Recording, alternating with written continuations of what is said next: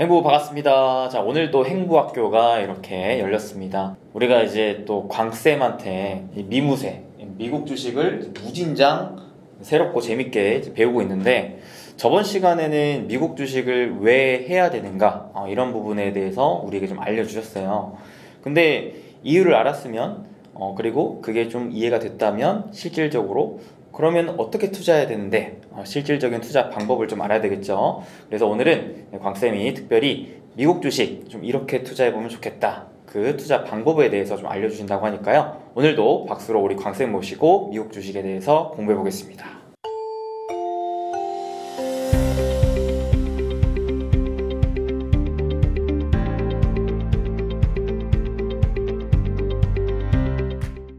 지난 2주간 잘 지내셨어요? 네. 제가 지난번 거하고 이렇게 모니터링을 해보니까 주로 이렇게 스토리 위주로 하다 보니까 저는 좀 이렇게 데이터나 팩트 기반, 자료 기반으로 했던 게 익숙해져 갖고 조금 마음에는 안 드는데 오늘은 그래도 조금 이제 좀 실질적인 내용이 위주라서 조금 더 자연스럽게 할 수 있지 않을까 싶습니다. 아까 말씀해 주신 대로 지난번까지는 미국 주식과 한국 주식이 왜 다르고 차별점이 어떻게 있고, 그래서 우리가 왜 미국 주식을 조금이라도 해야 되는지, 또 아울러서 이제 미국의 경제나 미국이 지금 패권국인데 그런 역사적인 배경이 대충 어떤 게 있는지에 대한 스토리 위주로 설명을 드렸다면, 그럼 이제 우리가 대전제가 미국의 미국에 투자를 한다는 거는 우리가 이제 어느 정도 공감대가 있다고 봅니다. 그럼 이제 미국 주식에 투자를 할 때 실제 개별 종목에 투자하는 방법도 있을 것이고, 오늘 주로 소개해드릴 ETF에 투자하는 방법도 있을 것이고, 다른 채권 여러 가지가 있겠죠. 또는 한국에 설정된 한국 펀드 매니저들이 운용하는 미국에 투자하는 펀드에 그냥 돈을 맡겨서 전문가가 알아서 해주세요 할 수 있는 방법도 있고, 또는 저희처럼 운용사가 아닌 자문사한테 직접 계약을 하고 그래서 맡기는 방법도 있을 거고, 여러 가지 방법이 있겠는데, 오늘 제가 여러분께 좀 강조드리고 싶은 것은 제가 판서해 놓은 대로 ETF라는 걸 좀 소개시켜 드리고 싶습니다. 오늘 새롭게 등장한 건 아니고 워낙 ETF가 요새 대세가 돼가고 있죠. 기관 투자가 할 거 없이 개인 투자자 다들 ETF에 지금 굉장히 많이 관심을 많이 가지시고 있는데, 저는 그런 것 같아요. 저도 학교 다닐 때 공부를 그렇게 썩 열심히 한 사람은 아니었지만, 뭔가를 하려면 기본적으로 배경이라든가 이게 뭔지를 알고 시작을 해야, 그래야 이게 오류를 좀 줄이는 그런 방법들이 아닌가. 그래서 그 한 10몇 년 동안 우리가 중고등학교, 대학교도 공부하고 하는 건 것 같아요. 50이 넘으니까 그런 게 이제 좀 느껴지더라고요. ETF라는 걸 중점적으로 소개를 드리고 싶습니다. 그리고 저는 오늘 이렇게 ETF를 소개해드리는 자리를 마련해 주신 거에 대해서 굉장히 기쁘고 반갑게 생각을 하고 있고요. 저희 회사도 ETF로만 투자를 하는 하우스입니다. 왜 그런지는 이따가 제가 쭉 앞으로 설명드리면, 그래서 저 광쌤이 개별 주식이 아니고 ETF에 투자를 하시는구나 라는 걸 느끼시게 될 거예요. 자, 먼저 그러면 ETF라고 우리가 부르는데, 이게 풀어서 줄여서 쓰는 말이냐면 Exchange Traded Fund입니다. 그러니까 우리가 어떤 전문 용어나 어떤 법안도 마찬가지입니다. 책 제목을 보듯이 요 ETF가 얘기하는 풀었었을 때 이게 어떤 건지를 보면, 이게 이런 거구나가 다 함축이 돼 있어요. 우리 펀드는 다 익숙하시잖아요. 펀드가 뭔지는 제가 설명 안 드리겠습니다. 펀드는 펀드인데 엑스체인지가 거래소잖아요. 거래소에 상장을 시켜서 거래할 수 있게 만들어 놓은 게 ETF예요. 이거가 아주 많은 함축적인 의미가 있는데, 그 표를 보시면 투자 자금 회수 안정성 등등 몇 가지를 제가 비교를 해놨는데요. ETF하고 개별 종목 투자했을 때 하고 펀드를 투자했을 때, 근데 이제 종목은 워낙 잘 아실 테니까 펀드와 ETF에 투자했을 때 차별점을 위주로 제가 몇 가지만 소개를 드릴게요. 그 투자금의 회수의 안정성이 높다, ETF가. 이게 무슨 말이냐면, 우리가 펀드에 만약에 해외 투자하는 펀드에다가 국내 판매사나 증권은행에 가서 가입을 해보셨을 거예요, 대부분. 가입하시면 내 돈이 펀드로 들어가는데 한 이틀 정도 걸립니다. 문제는 환매했을 때, 내 돈을 찾고 싶어서 환매했을 때 보통 얼마나 걸리는 줄 아세요? 짧으면 2주 정도 걸리고요. 긴 건 한 달씩 걸립니다. 그러니까 안정성이라고 하니까 뭔가 내 돈이 날아가고 이건 아니겠지만, 일단 회수할 때 기간 자체가 적으면 2주, 길 때 한 달 정도 걸린다는 거는 굉장히 불편하죠. 또 다음 또 다루겠지만 환율 변동성이 그만큼 크게 노출이 된다는 얘기예요. 기간이 길어질수록. 그런데 ETF는 길면 단 3일에 끝나요. 환매했을 때도. 왜냐하면 내가 주식에 투자하는 거하고 똑같이 거래를 할 수가 있거든요.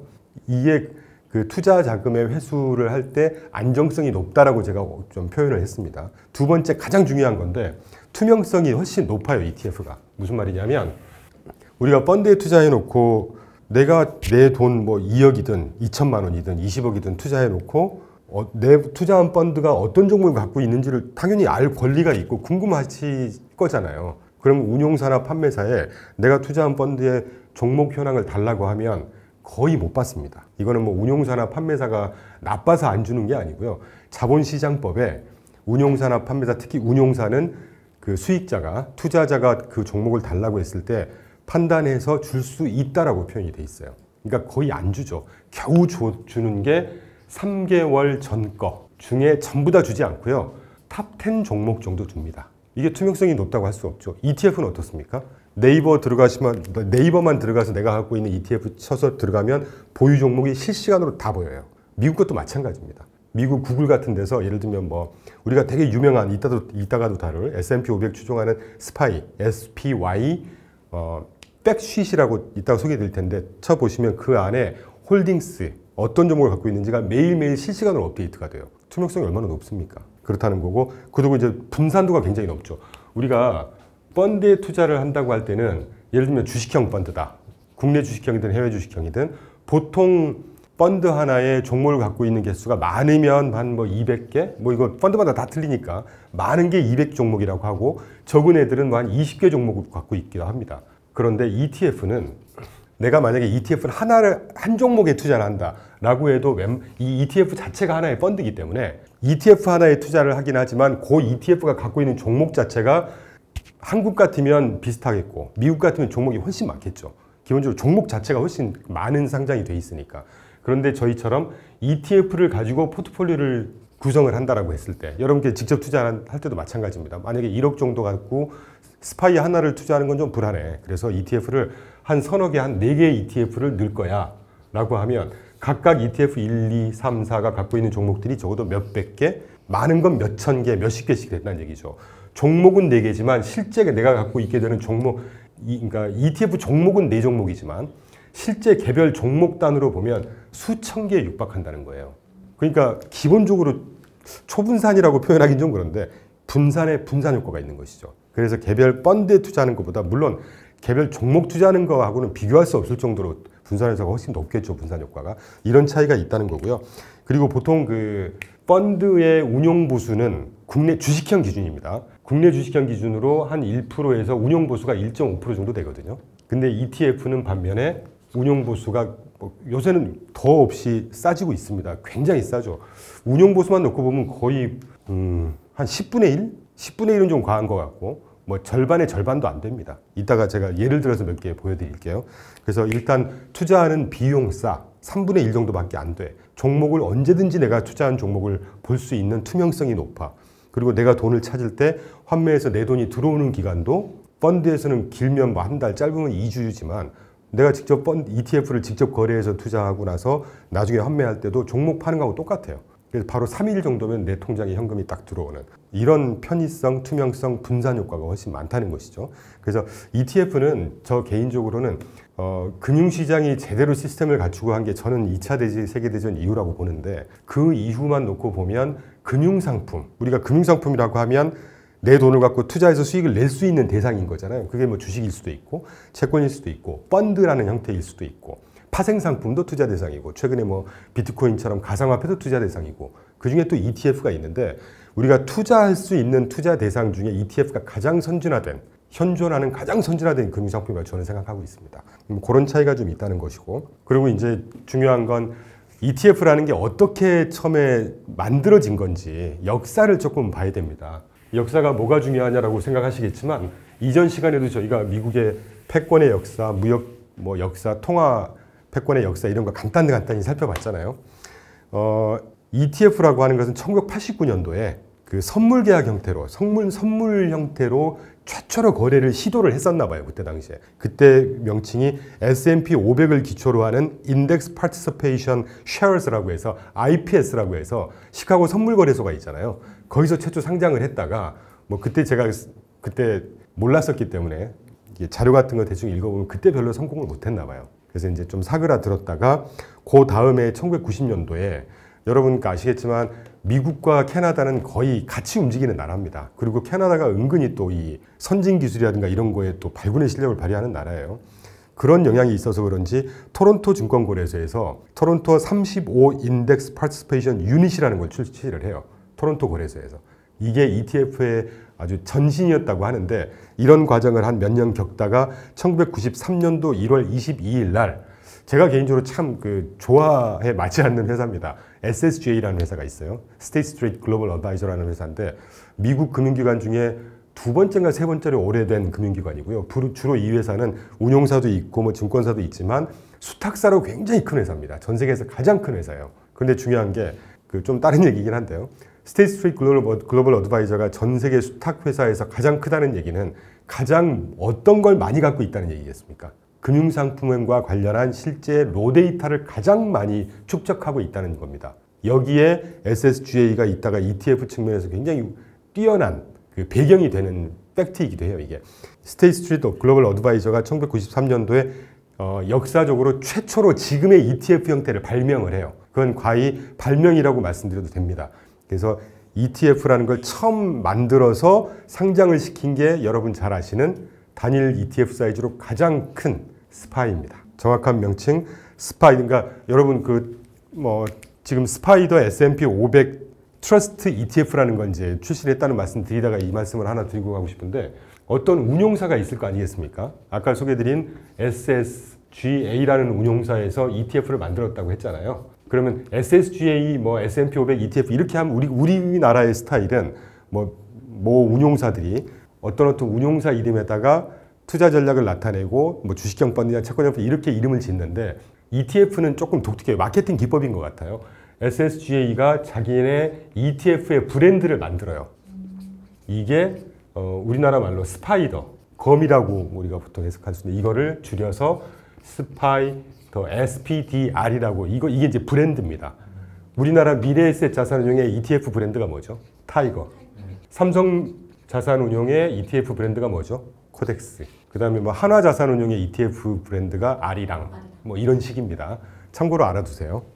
그래서 스파이더 S&P 500 트러스트 ETF라는 거를 역사적으로 최초로 상장을 하면서 최초의 ETF가 됐고 최초다 보니까 지금 단일 ETF 사이즈로 주식형임에도 불구하고 가장 큰 규모를 자랑하는 ETF가 되죠. 자, 역사 중에 이렇게 해서 쭉 흘러옵니다. 이렇게 성장을 하고 거듭하고 각가지 ETF가 나오면서 그런데 1993년 최초 상장 ETF 이후에 쭉 흘러오고 성장을 거듭하다가 아주 중요한 사건을 우리가 겪게 돼요. 2008년도에 GFC라고 해서 글로벌 파이낸셜 샥 크라이시스, 글로벌 금융위기를 겪었잖아요. 그러니까 저는 미국이라는 나라가 참 혁신적이고 시장의 대응력이 굉장히 뛰어나다고 생각을 하는 것이 93년도 이후에 2007년도까지는 이 ETF도 거의 패시브 스타일이었어요. 패시브 스타일이 뭡니까? 인덱스 펀드하고 똑같았다는 얘기죠.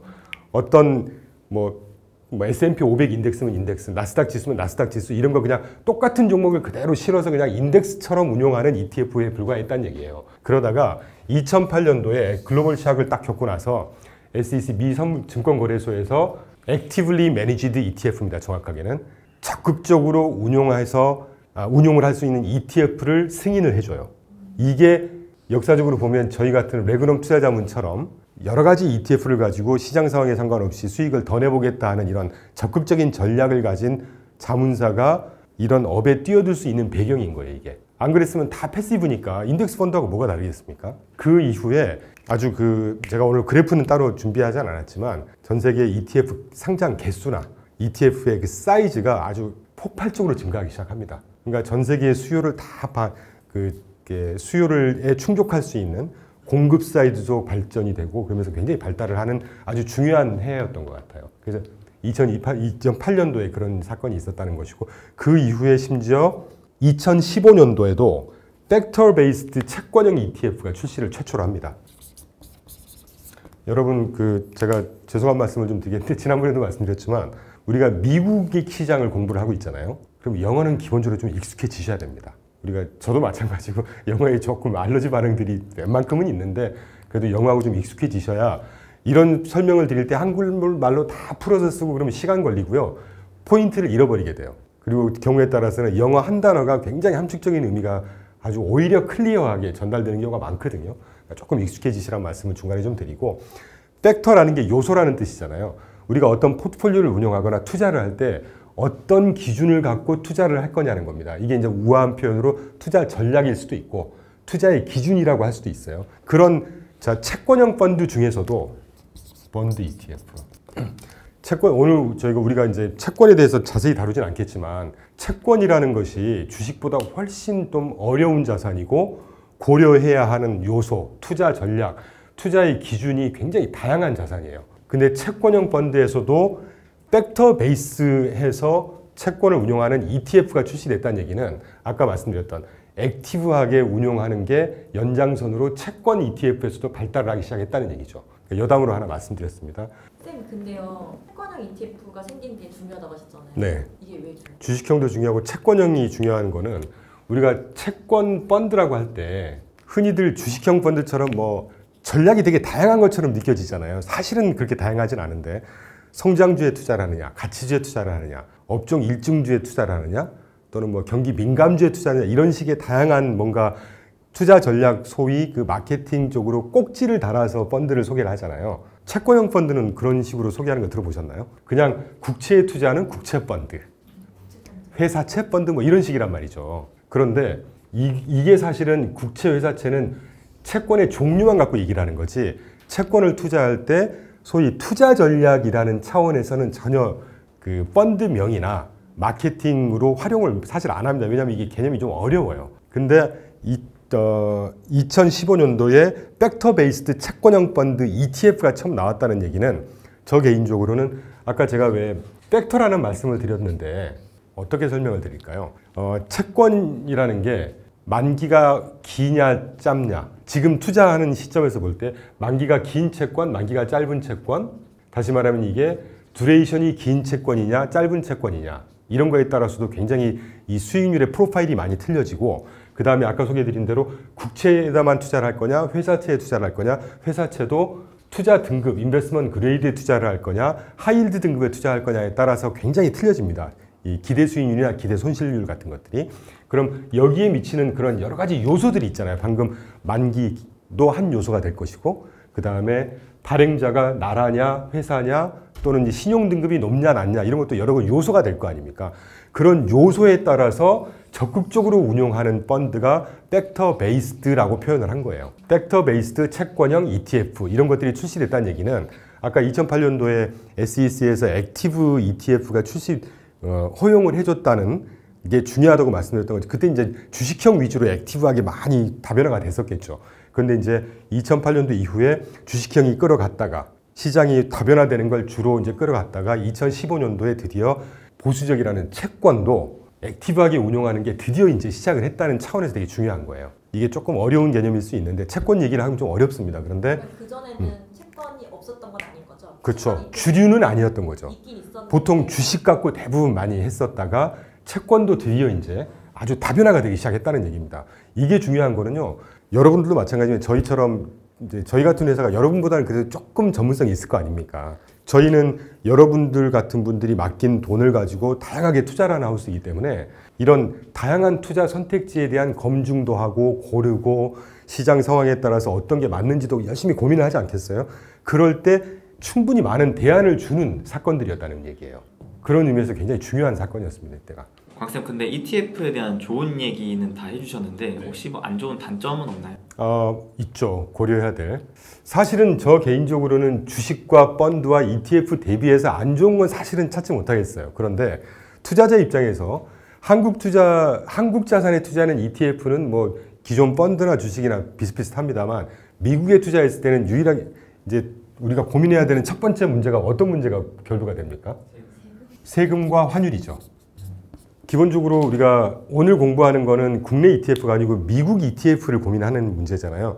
당연히 환율 문제가 대두가 되겠죠. 그리고 이제 우리나라 자산도 마찬가지지만 세금 체계가 다르기 때문에 이 세금과 환율 두 가지 정도만 고민하시면 될 것 같고, 간단히 설명드리면 국내 자산에 투자를 했을 때는 기본적으로 우리가 소득세 15.4% 내죠. 15.4% 내고 여기서 벌어들인 수익이 다른 자산과 합산 수익이 2천만 원을 초과하게 되면 금융소득 종합과세, 금소세를 내야 되지 않습니까? 이것까지 다 아실 거예요. 근데 미국에 투자를 할 때는 양도소득세 25% 딱 냅니다.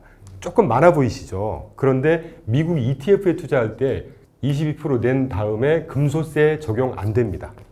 그러니까 이 숫자로만 보면 미국 ETF에 했을 때 세금 내는 게 좀 높아 보이시겠지만 금융소득 종합과세 합산이 안 되고 분리과세가 되기 때문에 어떤 게 더 유리하냐 이건 우리가 판단할 수가 없어요. 간단하게 설명드릴 수 있는 건 내 투자 금액이 많아지면 많아질수록 미국에 투자하는 게 훨씬 유리하겠죠. 그렇지 않겠습니까? 물론 이것도 이 22%도 기본 연소득 공제 250만 원을 공제한 나머지 금액의 22%를 뗍니다. 그러니까 이런 차이가 있다는 거고요. 그 다음에 환율은 뭐 잘 아시겠지만 오늘 여러분께서 만약에 증권회사에 계좌를 열으셔갖고 개별 종목 매매하듯이 미국 ETF를 샀어요. 그러면 원화를 집어넣으실 거잖아요. 그럼 증권사 계좌 내에서 자연적으로 약정을 통해서 그 US 달러로 환전을 합니다. 환전할 때 환율이 이 정도 수준이었는데 나중에 내가 돈을 찾고 싶어요. 그러면 한 1년이나 6개월 있다가 다시 돈을 원화로 바꿀 거 아닙니까?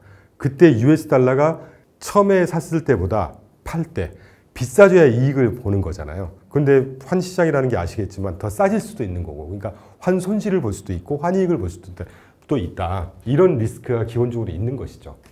이 정도 감안하시면 될 것 같고요. 방금까지는 이제 전 세계 ETF 시장이라는 게 어떻게 형성이 됐고 어떤 특징이 있는지 간단히 살펴봤다면, 말씀 나온 김에 국내 ETF 시장과 미국의 ETF 시장도 어떤 차이가 있는지도 여러분께서 실제 투자하실 때 조금 더 이렇게 알아놓으시면 도움이 될 만한 내용이 있습니다. 참고로 우리나라 한국 ETF 시장이 지난 7월 중순 기준으로, 이게 매일매일 바뀌기 때문에 어바웃이라고 생각하시면 되고요. 한 114빌리언 달러 정도 됩니다. 그러니까 우리나라 돈으로 하면 한 150조 가까이 되겠죠. 환율이 지금 1370원, 60원 왔다 갔다 하니까. 미국의 ETF 전체 시장이 9.2조 달러예요. 그러니까 이게 얼마입니까? 이게 환율 따지면 뭐 1,400조 원 되겠죠. 그러니까 이게 거의 100배 정도 차이가 납니다. 사이즈 자체가 틀리고요. 운용회사가 미국이 260개 정도 됩니다. 우리나라의 ETF를 설정해 놓은 운용사 개수가 26개 정도로 제가 기억하는데, 그 중에 우리가 보통 사이즈 중요하잖아요. 우리나라 기준으로 1000억 정도 사이즈 되는 운용사, ETF의 사이즈가 되는 운용사가 10개가 채 안 됩니다. 미국은 뭐 250개, 260개가 뭐 미국 단위로 하면 1000억은 굉장히 미미한 수준이기 때문에 따질 필요가 없을 것 같고, 그리고 아까 소개해드렸던 단일 ETF 사이즈 중에 최대 사이즈가 스파이, 그게 7월 중순 기준으로 500빌리언 정도 되니까 지금은 좀 더 늘어났을 거예요. 한 550빌리언 정도 되지 않을까 싶은데 한 800조짜리, 700조짜리 되겠죠. 환율 감안하면. 우리나라 최대 ETF, 단일 ETF 중에 큰 사이즈가 미래에셋 자산운용에 있어 운용하는 타이거 CD 금리 투자 ETF라는 게 있습니다. 근데 이제 저는 조금 신랄하게 표현드리면, 우리가 투자라고 할 때 정기예금에 하는 걸 투자라고 하나요? 아니죠. 정기예금하고 아주 유사한 상품이 있어요. CD, 양도성 예금증서라고 합니다. 이걸 투자 상품이라고 할 수 있을까? 저는 아닌 것 같아요. 우리나라에서 제일 큰 ETF 사이즈가 CD 금리에 투자하는 ETF다라고 하는 거는 조금 웃픈 현실이죠. 그리고 ETF 개수가 우리나라가 한 880개 정도 상장이 돼 있습니다. 미국이 3,600개 상장이 돼 있어요. 여기서 이제 중요한 건데, 우리나라의 ETF 상장 개수가 880개 정도 된다고 말씀드렸고, 미국이 정확하게는 3,550개 되거든요. 그냥 3,600개라고 하겠습니다. 이 중에 자산 종류를 보면요, 주식형 ETF가 우리나라가 73%에 육박하고요, 미국이 55% 정도 됩니다. 느낌 오세요? 880개 ETF 중에 주식형이 거의 전부란 얘기예요. 미국 3,600개 ETF 중에 주식형이 55%입니다. 중요한 건 나머지 45%가 어떤 자산군으로 돼 있을까? 채권, 인프라, 부동산, 심지어 이따가 살펴드릴 통화, 뭐 자산 배분형, 굉장히 다양하다는 얘기예요. 그러니까 저희 같은 하우스가 미국에 투자할 수밖에 없는 것이죠. 우리나라는 거의 주식형이 다 지배하고 있어요. 다. 그러면 그만큼 다양해서 그 ETF만 가지고 포트폴리오 당연하죠. 굉장히 좋은 질문이시고 저희가 딱 그렇게 하고 있는 하우스입니다. 그 정도 말씀을 좀 드릴 수 있을 것 같고, 그 다음에 아까 세금 비용 그 말씀을 좀 더 드리고 싶은데, 세금은 아까 간단히 설명드렸으니까 비용 부분을 한번 말씀드리죠. 실질적으로 개인 투자자분들이 투자하실 때는 세금만큼 중요한 게 또 비용도 중요한 것이잖아요. 우리가 ETF에 투자를 한다고 할 때 세금만큼 중요한 게 또 비용이죠. 운용 비용이 비싸냐 싸냐, 또 부대 비용이 얼마나 비싸냐, 이것도 뭐 6개월 투자하고 말 거라면 별 차이는 없겠지만 해가 갈수록 2년, 3년, 4년 가면 그것도 굉장히 누적이 돼서 큰 차이가 납니다, 수익률에. 그래서 ETF 비용 구조도 한번 간단히 살펴볼게요. 미국 ETF 투자할 때와 한국 ETF에 투자할 때 제가 구체적으로 몇 퍼센트 차이가 난다 이런 말씀을 굳이 안 드리겠습니다. 구조 정도만 느끼시면 돼요. 우리가 비용에 대해서 얘기를 할 때 ETF뿐만이 아니고 여러분 중요한 상식을 하나 알려드리겠습니다. 우리가 보통 펀드에 투자를 하면 보수가 어떤 보수가 있는지 혹시 아시나요, 여러분? 투자를 해보셨으면 아실 텐데 이 펀드를 운용하는 운용사가 있을 거 아니에요? 그럼 운용사 보수가 있겠죠. 운용 보수. 보통 또 이 펀드를 판매하는 기관들이 있죠. 증권사, 은행 뭐 이런데 그 판매사들이 가져가는 판매 보수라는 게 있습니다. 그리고 이 펀드의 자산을 또 관리하는 회사가 있어요. 왜냐하면 운용사가 예전처럼 한 운용사가 자기가 운용하는 펀드에 들어온 돈을 직접 관리를 하게 되면 이게 사고 날 염려가 많죠. 그래서 펀드가 굉장히 안전한 구조예요. 운용하는 회사 따로, 판매하는 회사 따로, 자산을만을 또 관리하는 회사 따로, 이 펀드의 기준가 계산이라든가 세금 처리, 그런 행정 처리를 하는 회사 또 따로 이렇게 다 구분해서 분리해 놨습니다. 아까 자산을 보관하는 회사가 자산관리 수수료, 수탁보수라고 하고요.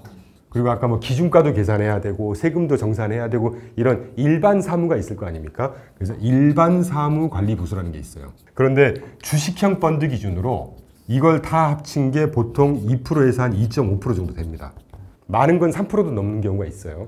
참고로 ETF는 이 보수 대비해서 국내하고 국내 뭐 해외 ETF 할 거 없이 전체 보수의 과연 몇 배나 작다고 얘기를 할 수 있을까? 거의 한 3분의 1 정도도 안 됩니다. 네, 아까 제가 말씀드렸죠. 보수가 훨씬 싸다고. 실제로 한번 예를 들어드렸고요. 자, 그러면 이게 이제 우리가 설명서라든가 그 가입을 하시게 되면 판매사 가서 설명할 때 자료 같은 거 쭉 다 공시되는 보수 구조입니다. 중요한 거는요. 여기서 공시가 되지 않는 다른 숨은 보수가 있어요. 거래 수수료라든가 뭐 회계 처리를 하는데 또 회계 보수라든가 무슨 법적 검토할 경우에 법적 보수라 이런 보수들이 굉장히 많은 보수들이 사집해 돼 있습니다. 숨은 보수가 있는데 이 공개되는 보수와 숨은 보수를 다 합쳐서 표현하는 것을 보고 TER이라고 해요. 토탈, 제가 시간이 좀 걸려서 일일이 쓰면서 설명을 드릴게요. 익숙해지셔야 되니까. 토탈 익스펜스 레이쇼라고 합니다. 이걸 총 보수 비율. 그러니까 토탈이니까 드러난 보수뿐만이 아니고 숨은 보수까지 다 합쳐서 계산을 하는 게 이 TER이라고 하는 거예요. 여러분은 앞으로 ETF에 투자를 하시든 펀드에 투자를 하시든 운용 보수가 얼마예요? 보수가 얼마예요? 이거 보시 마시고요. 이제 TER이라는 걸 물어보세요. 항상. 판매사를 가시든 누구하고 얘기를 하실 때 TER이 얼마입니까? 이렇게 물어보셔야 이게 실제 내가 1억을 투자했을 때 1년 동안 이 펀드에서 떼가는 소요되는 비용을 전체 볼 수 있는 겁니다. 야, 이거 중요한 거예요. 자, 제가 이제 장황하게 TER을 왜 설명을 드렸냐면 ETF도 똑같아요. ETF는 미국 ETF 같은 경우는 보통 ER이라고 표현을 하는데 우리가 아까 설명드렸던 운용 보수가 뭐 0.5%다 예를 들면 아까 TER 숨은 보수가 또 있을 거 아닙니까? 근데 미국의 ETF는 이 ER 운용 보수에 숨은 보수까지 다 포함이 돼 있어요. 그러니까 운용 보수가 TER이라고 생각하시면 됩니다. 그러니까 상당히 싸죠, 그러니까. 우리나라는 아까 운용 보수 ER 개념에다가 숨은 보수가 따로 책정이 돼요. 그러니까 무슨 말이겠습니까? 공개된 보수가 이건데 미국은 숨은 보수까지 다 포함해서 이 정도고 그나마도 그래도 쌉니다, 이게. 근데 한국 보수는 우리가 공개되는 건 이 ER 운용 보수 정도만 공개가 되지만 숨은 보수는 별도로 따로 또 산입이 되는 거예요. 공개되는 보수에 숨은 보수를 산입을 하지 않습니다.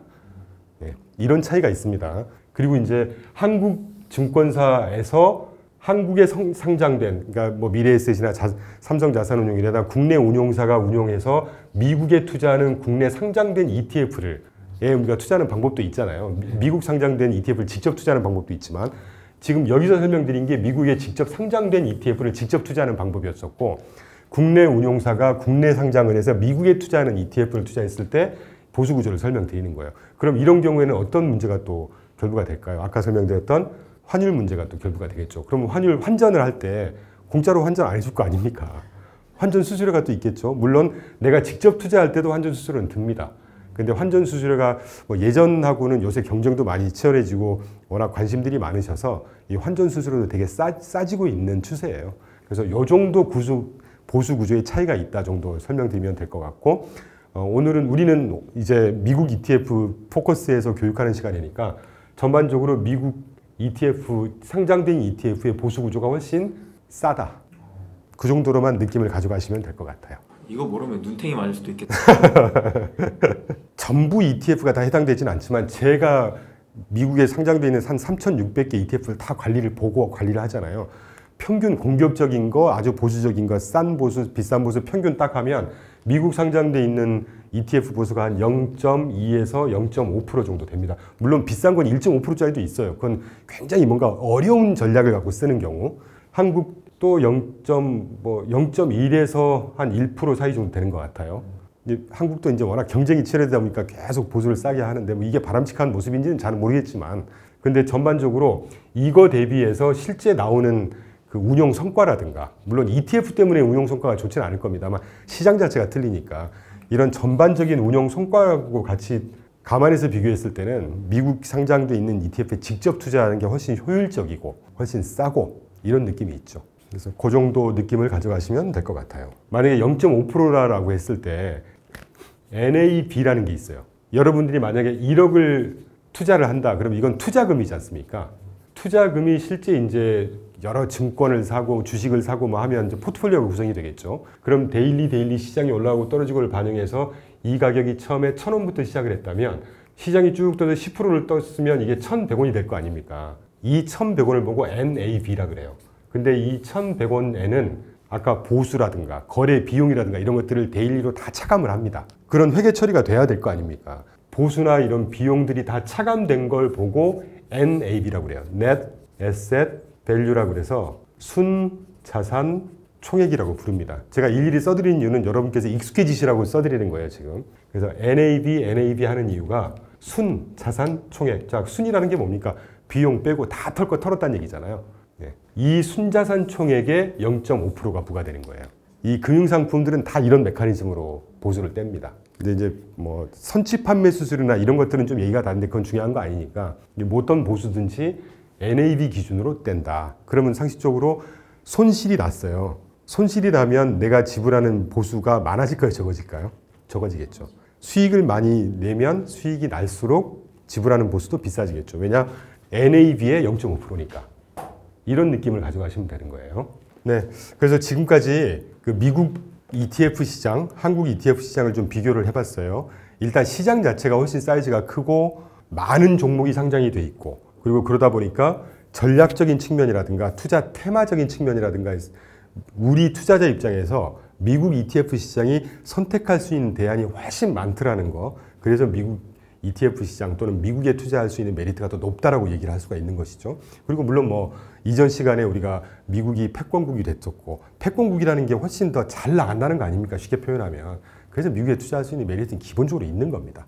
그래서 그 정도 말씀드렸고, 투자할 때 우리가 고려해야 될 문제, 세금이라든가 환율 문제. 세금 부분 같은 경우도 뭐 양도소득세 미국에 투자했을 때 22%, 우리나라 15.4%지만 우리나라에서 투자했을 때 15.4% 낸 다음에 다른 소득과 합산해서 2천만 원이 넘으면 금융소득 종합과세도 적용이 돼요. 그런까지 합쳐보면 미국에 투자해서 22% 한 방에 딱 내고 분리과세 내는 게 훨씬 더 심플한 수도 있다고 저는 생각합니다. 그래서 더 유리한 측면이 많다고 생각해요. 그리고 이제 환율 같은 경우는 우리가 미국에 투자를 한다는 전제로 하면 미국 상장되어 있는 ETF에 직접 투자를 하건, 국내 상장되어 있는 국내 운용사들이 국내 상장을 해서 그 자산을 갖고 미국에 투자를 하는 거에 투자를 하건 환율 문제는 똑같이 결부가 됩니다. 네, 그래서 별 차이는 없다는 거. 그래서 종합적으로 보면 저 같으면 국내 ETF나 또는 국내 ETF 중에 해외에 투자하는 ETF보다는 미국 상장된 ETF, 우리 어떤 증권사든지 다 HTS로 매매가 되고 웬만한 종목들은 다 가능하거든요.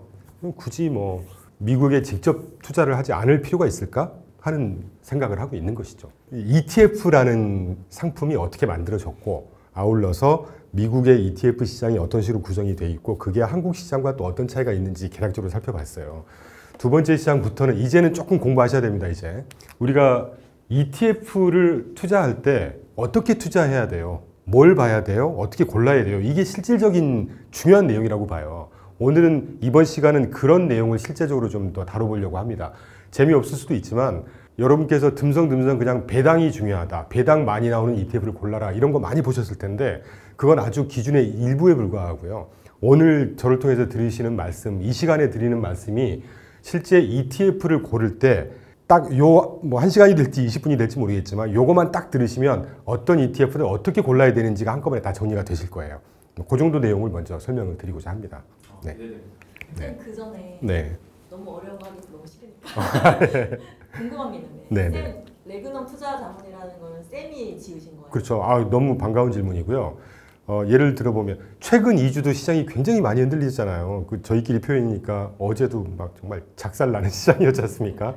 그러면 이렇게 흔들리는 시장을 지배하는 요소가 뭘까요? 어떤 게 시장을 지배하고 있습니까, 지금? 뭐 그게 이제 변동성이라고 한다면 변동성일 수도 있고 이익 실현 수요일 수도 있고 뭐 경기 침체 우려감일 수도 있고 이제 이런 어떤 재료가 있을 거 아닙니까? 이런 재료가 시장을 지배하고 있죠. 지배한다는 말이 뭐 컨트롤이라고 표현할 수도 있고 그런 걸 우리가 조금 고급스러운 영어로 레짐이라고 합니다. 국제 정치에서 많이 쓰이는 용어인데 뭐 국제 레짐, 국제 정치 간의 국가의 레짐이 어떤 나라가 레짐을 갖고 가느냐, 통치하고 있고 지배하고 있고 하느냐 이런 뜻이거든요.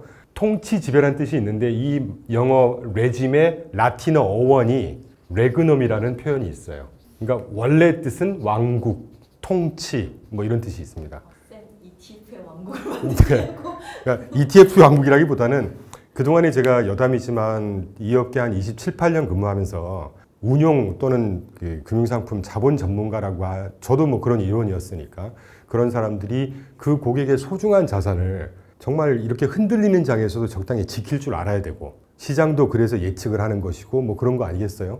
정말 전문성을 발휘해서 해야 우리가 고객으로부터 수수료도 받고 이런 값어치가 있는 거 아닙니까? 근데 그게 조금 부족하더라는 것이죠. 작은 반향을 좀 일으켜가면서 그런 방향으로 이끌어 가보자 하는 뜻에서 레짐에서 레그넘이라는 표현을 이름에 넣게 됐죠. 그래서 아주 철학적으로 굉장히 깊이 있는 고민을 많이 했습니다, 제가. 네, 그런 말씀 갑자기 드리고요. 좋은 질문해 주셔서 너무 감사드리고요. 아까 말씀드린 대로 이번 시간부터는 재미없을 수 있지만 굉장히 중요한 내용입니다. 이거 하나 딱 들으시면 ETF를 뭘 봐야 되고 어떻게 찾아야 돼요? 이런 질문 안 하셔도 돼요, 이제. 자세한 내용은 이제 추후에 기회되는 대로 설명을 더 드리겠고 간단하게 먼저 드리면 ETF가 우리가 이제 어떻게 골라야 되냐고 하는 그런 질문이 실질적인 질문이라고 저는 봅니다. 그럴 때 처음에 먼저 정성적인 부분을 고려해야 되고 정량적인 부분을 고려해야죠. 예를 들면 어떤 사람을 판단할 때도 그 사람의 성격이나 그 사람이 됨됨이가 뭐 좋은 건지 나쁜 건지 이런 게 정성적인 부분이잖아요. 그런데 저 사람이 키가 176cm고 몸무게가 63kg고 뭐 한 달에 8일을 술을 마시고 담배를 몇 갑을 이런 건 다 정량적인 부분이잖아요. ETF도 똑같습니다. 정성적인 부분을 판단해야 되고 정량적인 부분을 판단해야 돼요. 익숙하신 건 정량적인 부분이 더 익숙하실 거예요. 어떤 ETF가 배당이 연 4%가 나오느냐 8%가 나오느냐 뭐 비교 뻔한 것이죠. 높은 게 좋은 거니까. 수익률 가장 중요하죠. 1년 기간 동안 또는 과거 3년 기간 동안 수익률이 좋냐 나쁘냐 또 조금 더 들어가면 지수 대비 대표적인 S&P 500이나 우리나라 같으면 코스피 대비 1년 동안 몇 프로를 언더퍼폼 했느냐 더 많은 수익률을 창출해냈느냐 이런 걸 따지는 게 수익률이고 근데 조금 어려운 건데 어렵지만 중요한 건데 변동성이라는 걸 봐야 된다는 거죠. 1년에 코스피가 이렇게 움직여서 20%를 달성했다고 치죠. 그런데 내가 투자한 ETF 또는 관심 있는 ETF가 같은 기간 1년 동안 이렇게 완만하게 20%를 달성했다면 어떤 상품, 뭐 코스피도 상품이라고 가정을 하죠. 어떤 게 더 양호한 수익률 궤적입니까 이게? 그렇죠. 1등 했다가 꼴등 했다가 20% 달성하는 거하고 꾸준하게 왔다 갔다 완만하게 움직여서 20% 달성하는 게 훨씬 더 편안하고 스테이블하고 안정적인 수익률 패턴 아니겠습니까? 이걸 비교하는 게 변동성입니다. 또 다른 말로는 우리 잘 아는 리스크라고 하죠. 조금 더 어려운 표현으로 불확실성이라고 합니다. 투자의 첫걸음은요. 수익을 얼마나 내느냐가 중요한 게 아니라 변동성, 다시 말하면 리스크 관리를 어떻게 할 거냐가 투자의 첫걸음이 되어야 해요. 이건 ETF에만 국한하는 게 아닙니다. 이런 걸 반드시 비교 판단을 하시라는 말씀을 드리고 싶고 두 번째, 사이즈 기본적으로 중요하죠. 저희 같은 자문사도 고객들이 판단을 하실 때 생긴 지가 몇 년 됐고 그래서 니네가 지금 운용하는 규모가 얼마나 되니? 적은 것보단 많은 운용사에 좀 더 신뢰를 주지 않습니까? 펀드도 똑같습니다. 물론 저는 개인적으로 이 펀드 같은 경우는 ETF나 펀드 같은 경우는 사이즈가 무조건 큰 게 좋은 건 또 아니더라고요. 작은 건 안 좋지만 내가 추구하는 운용 전략이나 내가 투자하려고 하는 주된 어떤 섹터, 테마, 대형주냐 소형주냐 중형주냐에 따라서 그것도 적정한 사이즈라는 게 있어요. 예. 그런 차이가 좀 있다는 거예요. 그래서 사이즈를 꼭 봐야 됩니다. 그리고 은근히 중요한 게 보수죠. 아까 우리 전 시간에 왜 세금 보수 이런 거 말씀드렸잖아요. 보수가 기본적으로 낮은 게 좋은 거 아닙니까? 그렇죠. 뭐 이렇게 판단을 해야 되는 것이고, 그 다음에 이제 저희 같은 전문가들이 조금 더 심도 있게 봐야 되는 부분입니다. 개인 투자자분들 여러분처럼 그래도 이제 전문가는 아니신 분들이 볼 때는 운용 전략을 실제로 이 ETF가 얼마나 잘 구현을 하고 있는지, 또는 운용사가 어떤 시장을 읽는 방법도요 다양해요. 예를 들면 UBS라는 스위스 운용회사가 있습니다. 많이 들어보셨을 거예요. 이 회사는 굉장히 주식을 좀 좋게 보는 편향을 갖고 있어요. 그 중에서도 중국을 굉장히 좋게 보는 편향을 갖고 있습니다. 이런 스타일의 차이가 있어요, 운용사도. 앞 시간에 설명드렸던 ETF를 처음 발명한 스테이트 스트리트 글로벌 어드바이저 SSGA 같은 회사는 뭐라 그럴까요? 굉장히 좀 그 학자적인 그러니까 교수 같은 느낌이에요. 이분들의 운용 보고서를 쭉 읽어보면 굉장히 막 너무 좋고 막 엄청 좋을 거고 이런 표현을 잘 안 씁니다. 담담하게 읽어요. 저는 그렇게 담담한 시각을 갖고 있는, 밸런스 있는 시각을 갖고 있는 운용사를 조금 높게 평가하는 편입니다. 시장이라는 게 왔다 갔다를 반복하지만 운용하는 사람 입장에서는 그래도 좀 여유 있게 대응을 하는 것이 장기적으로 보면 수익률 패턴도 아까 소개해드렸던 좀 더 완만하게 창출할 수 있는 가능성이 높더라는 것이죠. 이런 것들을 우리가 좀 판단을 해야 됩니다. 자, 그러면 이걸 실제로 어떻게 판단할 거냐? 제가 딱 한마디만 말씀드릴게요. 여러분, 우리 펀드도 운용 보고서라는 걸 보지 않습니까? 죄송한 말씀이지만 저도 국내 뭐 펀드 관리를 많이 했었고 펀드 업에만 한 30년, 25년 종사를 했었지만 국내 펀드의 운용 보고서하고 외국의 운용 보고서는 뭐 훨씬 더 잘 돼 있다는 건 아니지만, 우리가 이런 투자 포인트에서 어떤 거를 봐야 되느냐라고 했을 때 이런 거를 아주 간결하지만 굉장히 투명하고 정확하게 제시를 해줍니다. 영어로 운용 보고서를 우리가 백시트라고 해요, 여러분. 영어에 조금 익숙해지셔야 됩니다. 팩트시트. 펀드와 관련된 모든 사실적인 정보 증거를 그대로 종이에 써주는 거다 해서 팩트시트라고 합니다. 그래서 백시트라는 거를 이따가 저희가 조금 지루할 수도 있겠지만 그 실제 백시트를 한번 띄워서 이게 어떤 걸 의미하고 어떤 거가 뭔지를 제가 한번 설명을 드리려고 해요. 그래서 이 설명을 한번 제대로 귀담아 들으시면, 아, 내가 뭐 전문가든 누구한테 가서 이 펀드를 어떻게 알아야 되고 뭘 봐야 돼요? 이런 질문 안 하셔도 됩니다. 구글 치면 다 나오거든요. 그래서 미국의 또 우리나라도 마찬가지지만 미국의 백시트의 어떤 구성하는 시스템을 보면 거의 비슷하고 유사합니다. 그래서 한두 개 정도만 딱 익숙하게 접해 보시면 어떤 ETF의 백시트든 아주 간단하게 쉽게 이해하실 수 있으니까 그런 방법으로 골라보셔라라는 말씀을 드리고 싶네요. 광쌤, 근데 저 투자 포인트에 대한 기준을 설명해 주셨는데 투자자로서 저 기준에 대해서는 어떻게 확인을 해봐야 되는 거예요? 아, 네. 좋은 질문이시고요. 그러면 이렇게 하죠. 사실 하나, 둘, 셋, 한 6개 정도, 뭐 나머지 내용도 많지만 6개를 써놨는데 이 중에 이제 조금 더 심도 있게 들어가기 위해서는 사실 보수는 뭐 적을수록 좋은 거니까 일단 하나 날리자고요. 그리고 사이즈는 적은 것보다 큰 게 낫겠죠. 날리죠. 정말 결정적인 중요한 기준은 아니니까. 그리고 일반 투자자분들이 그 배당을 굉장히 중요시 하는데 배당은 사실 우리가 펀드를 고르거나 할 때 그렇게 사실 중요한 부분은 아닙니다. 은퇴 수요자 같으신 분들께서는 배당이 중요할 거예요. 그런데 아시겠지만 배당 수익률이 높다는 게 실제 내가 배당으로 더 많은 돈을 받는다는 보장은 없어요. 앞선 시간에 설명드렸듯이 배당 수익률이 8%였던 게 14%로 뜨기도 해요. 왜냐? 배당금은 똑같지만 주가가 낮아지면 똑같은 겁니다. 그러니까 그게 이제 허상인 경우가 많기 때문에 꼭 배당 수익률이 높다고 해서 굉장히 좋은 케이스만은 아닌 거예요. 그래서 사실 배당도 비교하면 되지 않습니까? 수익률도 똑같죠. 수익률도 잘 나오는 게 좋은 것이고 배당도 높은 게 좋겠죠. 그런데 다만 제가 두 번째 강조드리지만 배당 수익률이 나타내는 수치, 예를 들면 10%라는 게 과거에 6%보다 더 많은 배당을 받았다는 꼭 아니라는 거를 명심하시면 될 것 같아요. 그래서 뭐 배당도 같은 조건이라면 적은 것보다 많은 게 좋겠죠. 뭐 많은 거 고르면 되는 거고. 수익률도 같은 기간 동안에 좋으면 더 높은 게 훨씬 좋은 거니까. 근데 이제 요거 좀 남겨놓을게요. 제가 왜냐면 기간별로 수익률을 비교할 때 어떻게 판단해야 되는지가 중요한 거니까 결국은 가장 중요한, 여러분께서 ETF를 고르고 어떻게 투자해야 되냐고 할 때 기본적으로 이런 것들은 비교를 반드시 하셔야 됩니다. 저희 같은 전문가한테 맡기고 그냥 잊어버릴 게 아니시라면 내가 직접 ETF를 투자할 거라고 하시면 운용 전략을 얼마나 어떤 운용 전략을 갖고 있고 내가 관심 가는 ETF가 또는 내가 편입하려고 하는 또는 편입하는 ETF가 이 운용 전략을 어떤 걸 갖고 있으며 동시에 그 표방하는 운용 전략을 얼마나 잘 구현을 해내는지도 굉장히 중요한 거예요. 그 다음에 그 운용 전략을 실제로 사용을 해서 펀드를 운용하는 결국 운용사가 제일 중요한 거잖아요. 여러분 이름 없는 조그만 운용사보다 미래에셋 같은 삼성자산운용 같은 이런 운용사가 훨씬 더 신뢰가 가는 건 그만큼 믿음이 가기 때문에 그런 거 아니겠어요? 미국도 똑같습니다.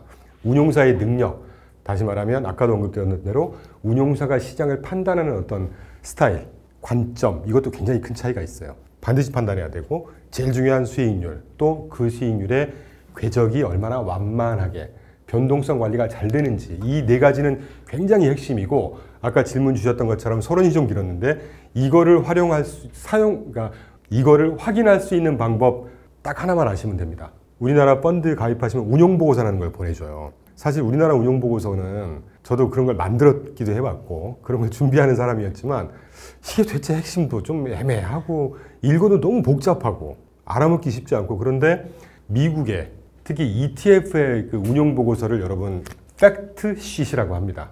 원어 발음으로는 팩트시트라고 하거든요. ETF와 관련된 모든 사실, 정보들을 종이에 그대로 전달해 써놓은 거다라고 해서 팩트시트라고 해요.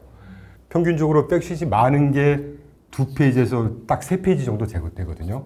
앞으로 여러분들이 다시 말씀드리지만 저희 같은 전문가들한테 ETF 투자를 맡길 게 아니시라면 맡기고 그냥 잊어버릴 게 아니시라면 내가 직접 하겠다 구글 가서 찾고 네이버 가서 찾고 유튜브 가서 막 어떤 사람들이 얘기하는 거 듣고 절대 그렇게 판단하시면 안 돼요. 내가 직접 눈으로 확인을 하셔야죠. 그리고 나서 저 같은 사람 또는 다른 유튜버나 또는 전문가들이 뉴스 같은 데서 하는 얘기를 거기에 얹어서 판단을 하게 활용을 하셔야지 기본적으로 운용보고서 펀드에 대한 기본 사실도 접하지 않으면서 그냥 누가 뭐 배당이 좋다더라 배당이 높다더라 절대 그렇게 판단하시면 안 되죠.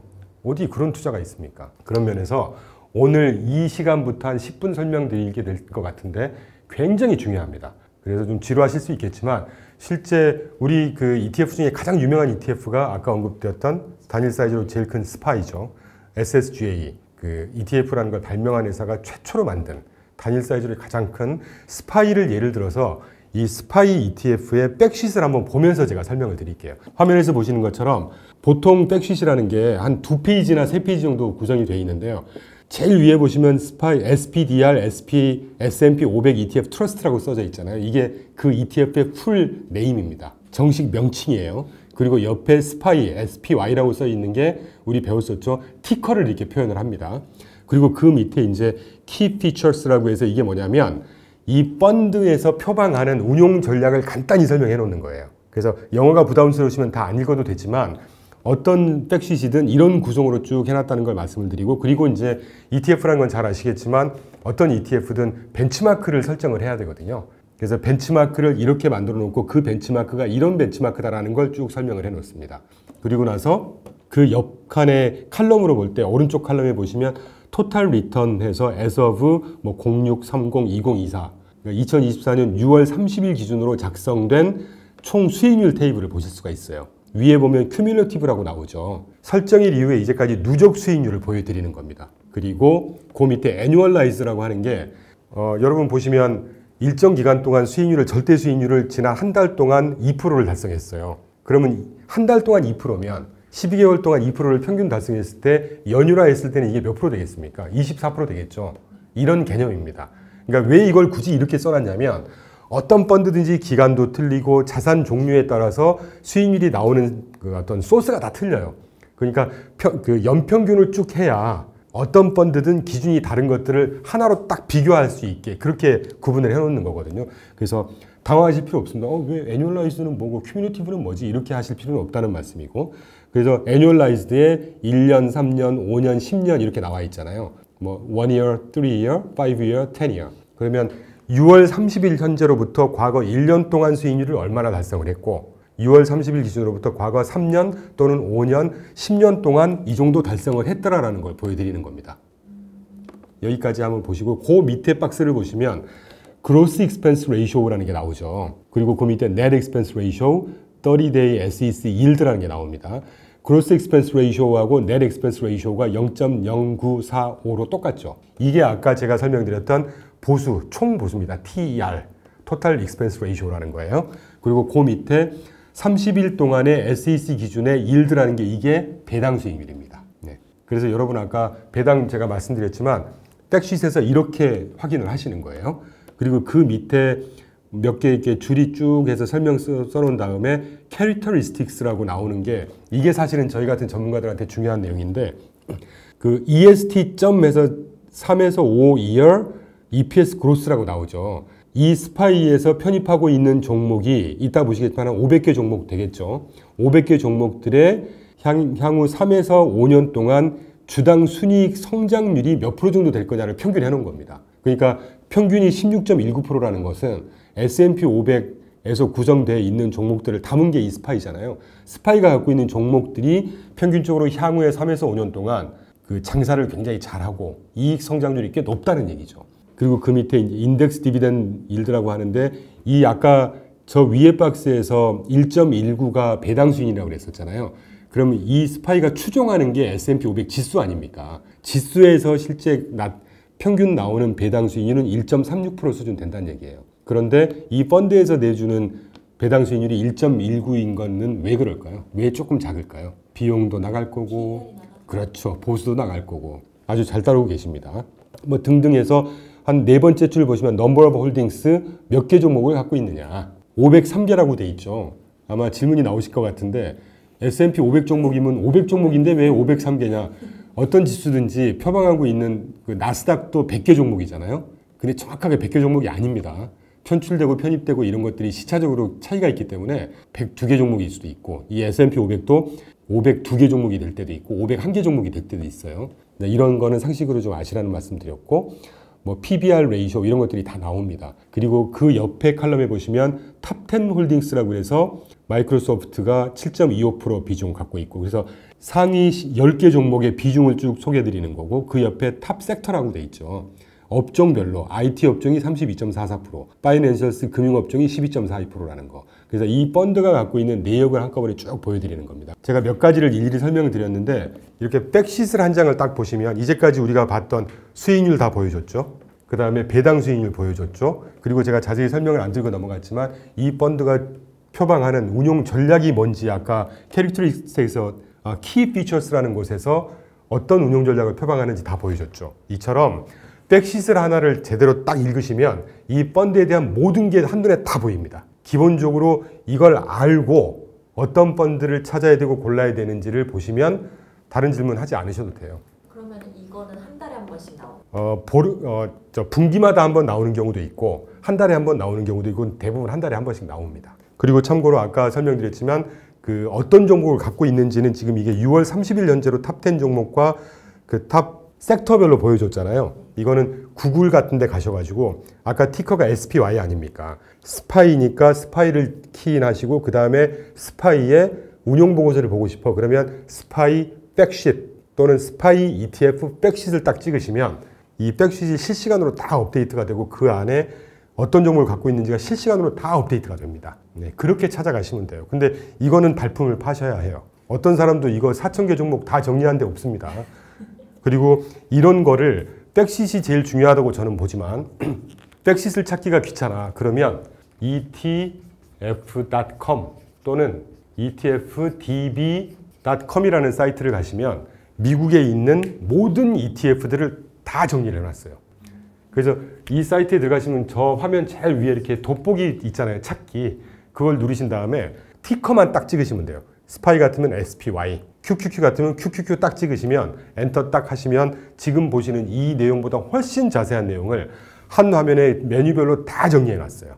그러니까 영어라고 어색해 하실 필요 없어요. 이제까지 보셨잖아요. 키 피처스, 이 펀드가 표방하는 게 뭔지 설명해 주는 거다. 큐뮬러티브 리턴, 누적 수익률이다. 애뉴얼라이즈드 리턴, 수익률을 연율화해서 비교하게끔 쭉 비교해 준 거다. 탑10 종목, 뭐 상위 10개 종목이다. 별 어려운 거 아니지 않습니까? 그리고 아까 넘버 오브 홀딩스 몇 개 종목 갖고 있느냐 이런 거 다 보여주는 거니까 관심 가지시는 종목을 찾아서 필요하실 때 요 2개 사이트만 잘 활용하셔도 어디 가서 이렇게 좀 나 안다 하실 수 있을 것 같아요. 뭐 요 정도까지 참고하시면 될 것 같습니다. 박쌤, 그러면 ETF를 투자할 때 한목에 한 번에 투자하는 게 나은지 아니면 매 달마다 조금씩 투자하는 게 나은지? 상황마다 사실 틀리겠죠. 우리가 이 업계에서 조금 혼동되는 오해하시는 측면들이 있는 것 같은데, ETF는 우리가 ETF를 투자할 때는 반드시 적립식으로 하는 게 좋으냐 거치식으로 하는 게 좋으냐 이 문제를 먼저 구분하면 안 될 것 같아요. ETF든 펀드든 어떤 식으로든 투자를 할 때 적립식으로냐 거치식으로 한 방에 하느냐 이걸 먼저 구분을 하고 가야 됩니다. 그런데 저는 과거에 한때 적립식이 대세인 적이 있었죠. 사실 적립식이라는 게 기본적으로 시장이 이렇게 올라갔다 떨어졌다 반복할 때 요 가격, 비싼 가격, 비싼 가격, 싼 가격, 싼 가격, 비싼 가격, 비싼 가격 이런 식으로 쭉 매집을 하다 보면 평균 매입 단가라고 해서 에버리지 코스트가 점점 줄어든다고 얘기를 하거든요.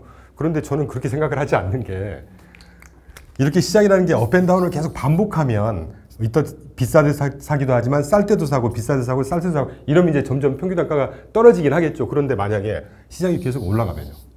그렇죠. 계속 비싸게 사는 거잖아요. 이런 경우는 한꺼번에 거치식으로 투자하는 게 유리하지 않겠습니까?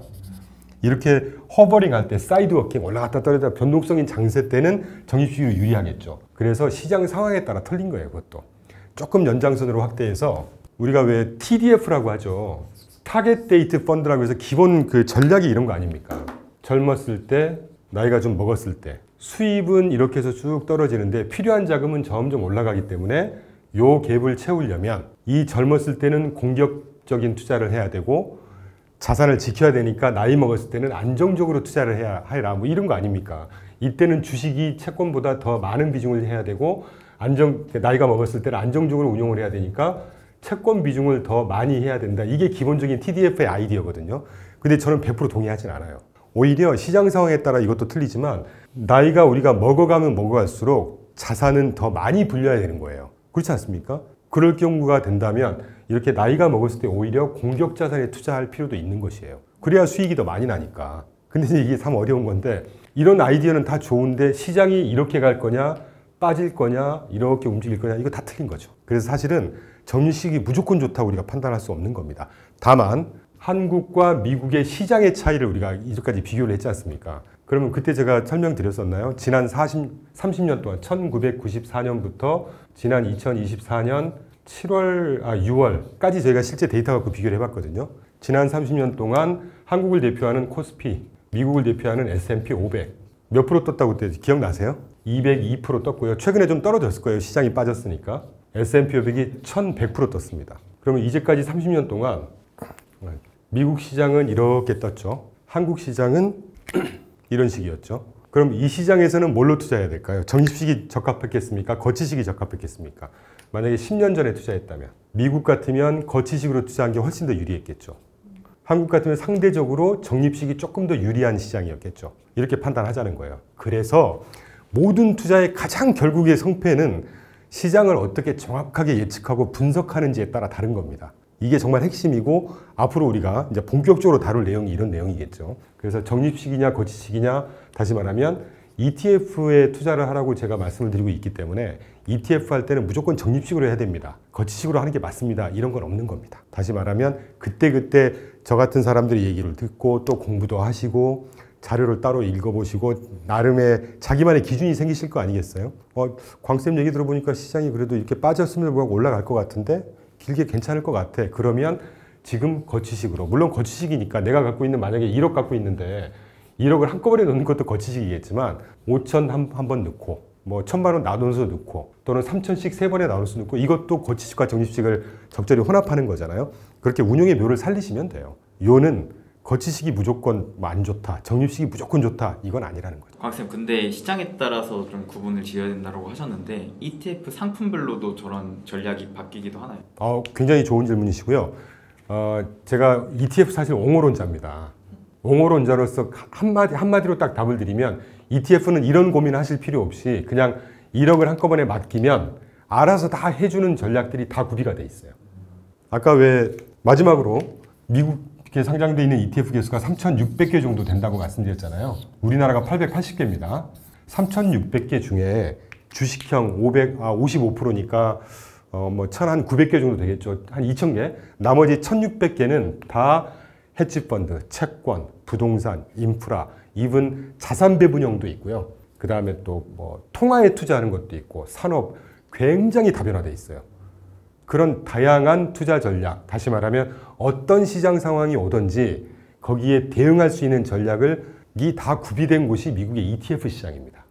물론 이제 결국은 그런 ETF를 적재적소에 잘 찾아내는 게 또 성패의 지름길이겠죠. 그건 이제 저희 같은 사람들이 하는 거니까 또 그런 것들을 여러분께서 기회 되시면 또 배우시고 하기 위해서 또 이런 시간이 마련되어 있는 것이고 그렇게 접근하시면 되지 않을까 하는 생각이 들어요. 쌤 근데 네. 1억 없단 말이에요. 네네. 1억 없는 사람은 적립식밖에 안 된단 말이에요. 저나 뭐 다 저소득층 중산층 아니겠습니까? 그 적립식으로 할 수 있는 ETF 뭐 추천해 줄 수 있는 게 있으실까요? 많죠.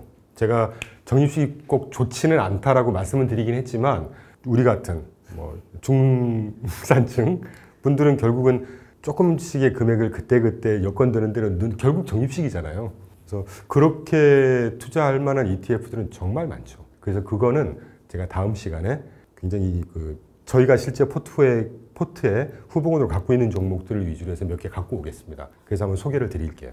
ETF라는 걸 우리가 이제 투자를 하고 관심을 가졌을 때 어떤 기준으로 ETF를 골라야 되고 어떤 부분들을 놓고 우리가 ETF를 판단해야 되는지에 대한 투자 포인트 몇 가지를 설명을 중요한 걸 드렸었고 그걸 직접 확인할 수 있는 가장 기본적인 방법인 백시트, 운용보고서를 보는 방법에 대해서 한번 우리가 실제로 한번 훑어봤습니다. 거기에 정석적인 요소, 다시 말하면 운용 전략, 이 ETF가 표방하는 운용 전략이 어떤 운용 전략이 있고 얼마나 잘 구현을 해내는지 그리고 이 ETF를 운용하는 운용사가 또 어떤 스타일의 견지를 하고 있는지 능력이 있는지도 봐야 된다는 정석적인 요소를 본고 봐야 되고 또 그와 못지않게 중요한 정량적인 요소죠. 뭐 배당을 본다든가 수익률을 본다든가 또 그 수익률의 패턴이 얼마나 안정적인지 변동성도 비교해야 되고 뭐 펀드의 사이즈, 규모도 봐야 되고 그 다음에 보수도 또 중요한 문제라는 거 말씀을 드렸었고 그리고 마지막으로 이제 여러분께서 질문 주셨던 거치식이 좋은지 적립식으로 좋은지 어떤 게 좋다고 할 수는 없지만 적립식이 좋은 시장 환경이 있고 또 적립식에 맞는 ETF가 또 많이 있습니다. 그래서 그거는 다음 시간에 간략히 제가 몇 개를 소개해 드릴 생각이고 아울러서 제가 오늘 백시트 한번 직접 읽어보는 시간을 가졌었잖아요. 여러분 혹시 관심이 있으신 분들이 있으시면 제가 숙제를 하나 내드릴까요? AOR이라는 ETF가 있습니다. AOR이 티커거든요. AOR이라는 걸 한번 찾으셔가지고 그 백시트이 아마 2페이지 정도 돼 있을 거예요. 그거를 실제 위에서 얘기했던 그때 광쌤이 얘기했던 이런 게 이거였나? 기억이 안 나네. 이게 뭐지? 한번 찾아도 보시고 그래도 이해가 안 되시면 댓글을 통해서나 여러분들 다음 시간에 질문을 한번 줘보세요. 이렇게 해서 실제 한번 백시트를 우리가 스스로 접해보는 시간을 한번 가져봤으면 좋겠습니다. 그래서 오늘은 이 정도로 마무리를 하고요. 아무쪼록 좀 도움이 많이 되셨으면 좋겠고 앞으로 좀 더 실질적인 이제 조금 더 깊이 들어가 보는 점점 그런 시간을 가져보도록 하겠습니다. 감사합니다.